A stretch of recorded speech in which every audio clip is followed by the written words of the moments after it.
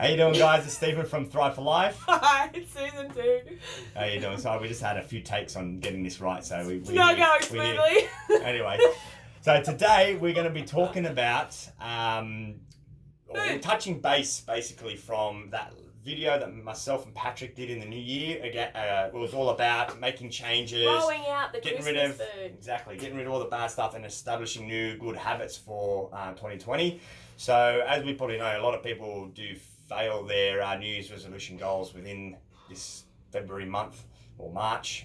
It all seems to go out the window.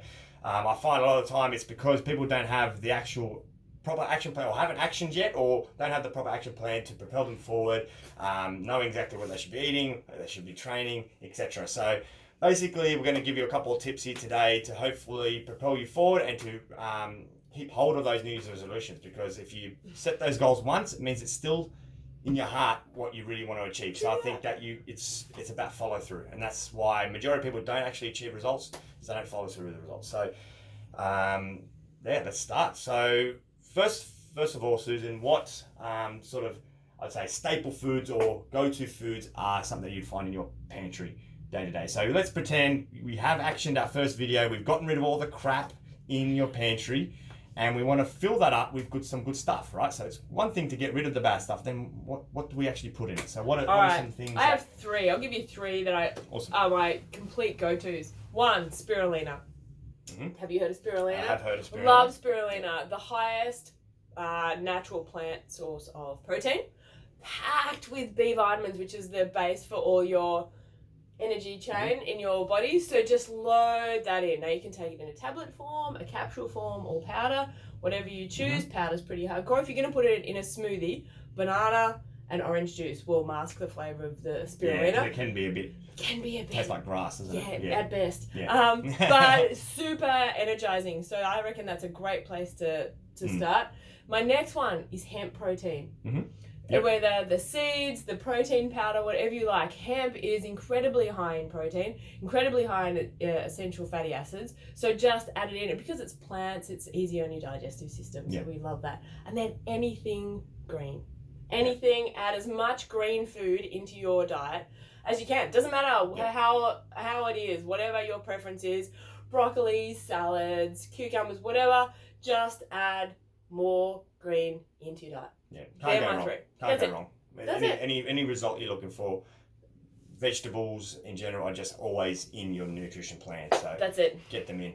That's it. And also, like what I find as well with planning, I mean, foods such as what Susie just mentioned, it does require a bit of, I guess, preparation of understanding what you're actually going to be having in a week. And I think that's the first thing you need to be doing, is getting yourself to Woolworths or Coles or wherever you get your supermarket stuff from, and get your food. Because once you have that, then you can plan and prepare. Much easier. Exactly. So much easier. You don't have to think about it so much, do you? Yeah. But then I also understand we have a lot of clients that are busy all the time, where they're looking after families, they've got high pressure jobs where they got meetings all the time, or interstate travel, etc. So I'm a big advocate for emergency food or last minute food. So if you're about to run into a meeting, you've got 5 minutes to eat something, then there's some foods that are out there that you could be have in your pantry at work or have at home or whatever, that it's there in case of those times. What are those? So I'd say stuff like tuna, that it takes forever to go off because it's it's in a can and you can store that away. There you go. You've got stuff that you can keep in a fridge. Hopefully you've got a fridge at work, or stuff like cottage cheese with some rice cakes. You've also got we're talking about vegetables. Even if you had it stored in the freezer, like the microwavable vegetables are better than nothing. You've got, what was on the other one? Cold meats are also a really good one. So again, something that you can just put onto a rice cake or rice, which you can get in 90-second, those 90-second cup rices. Put them all together, and within a few minutes, you've got something that you can eat. Right? I'm not saying it's something you want to just add into your life all the time, but they're there in case of emergency, and they're good enough as well. Yeah, okay, great. So then that will give you enough protein to sort of hold 100%. through, so you're not doing then a sugar spike all day, which will make you more hungry and make you more tired. So we're adding some good quality protein, so you're just maintaining it.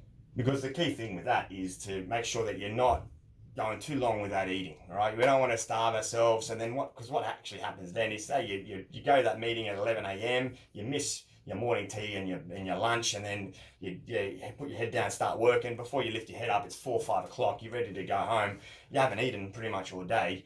Wine and chips then come in, exactly. right? Your blood sugar levels just totally come right down. Yeah. You're in a state of starvation and hunger, and it creates in your head. You get people get cranky and they act on emotion.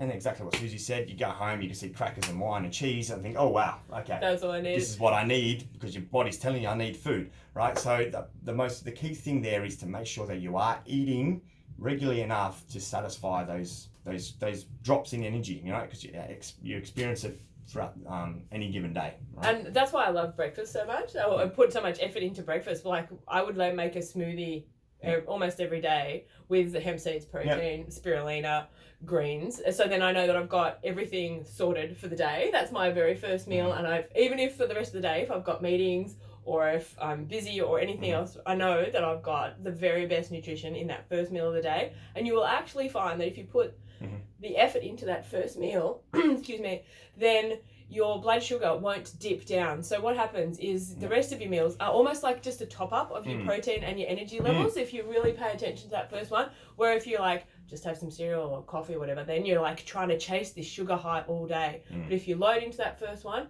and then just cruise through the day, you'll find that your cravings won't be so bad. Trust me, it really makes the whole day so much easier. And then your food choices will be better throughout the day because you're not reactive, like Steve said. Yeah, and that actually is a good point, because people that like tradies, they work really hard and generally a lot of laborious stuff.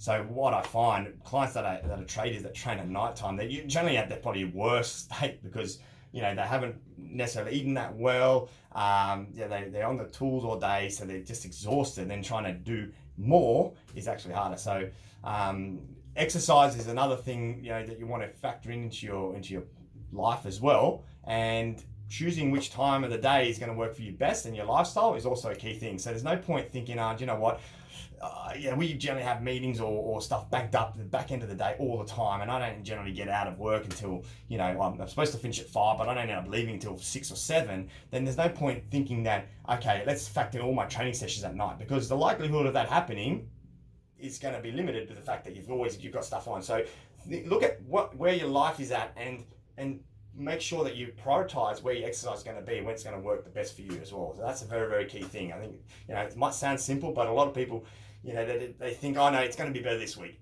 It doesn't actually end up that way. Life is life sometimes, and I think, make sure that you put the exercise in when it's going to work around. And then your emergency foods can work into that. So you're like, okay, so I'm going to have a meeting and I'm going to be, I probably might miss dinner. So I might have something in the fridge that might just be, like you say, a rice cake or whatever.